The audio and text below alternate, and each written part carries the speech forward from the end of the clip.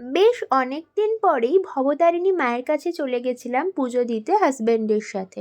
আমার হাজব্যান্ড প্রত্যেক শনিবার দক্ষিণেশ্বরে মায়ের কাছে দর্শন করতে গেলেও আমার কিন্তু খুব একটা যাওয়া হয় না। বেবি হবার পর তো আমি প্রথমই গেলাম। মায়ের কাছে যেতে বরাবরই খুবই ভালো লাগে, ভীষণ একটা শান্তির জায়গা হচ্ছে আমাদের কাছে এই দক্ষিণেশ্বর।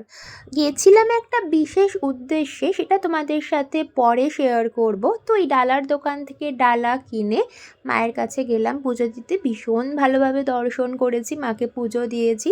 শনিবার ছিল বলে ভীষণই ভিড় ছিল। তোমরা দক্ষিণেশ্বর কারা কারা এসেছো আমাকে অবশ্যই কমেন্ট করে জানাতে পারো, আর ভিডিওটা কোথা থেকে দেখছো সেটাও জানাতে পারো। আমাদের বাড়ির সামনেই কিন্তু দক্ষিণেশ্বর, তাও সেভাবে যাওয়া হয়ে ওঠে না। যাই হোক, দক্ষিণেশ্বরের ভীষণ ফেমাস হচ্ছে কচুরি। কচুরি খেলাম দুজন মিলে, তার সাথে ছিল গোলাপ জামুন। তারপরে আর কি বাড়ি ফিরে এলাম।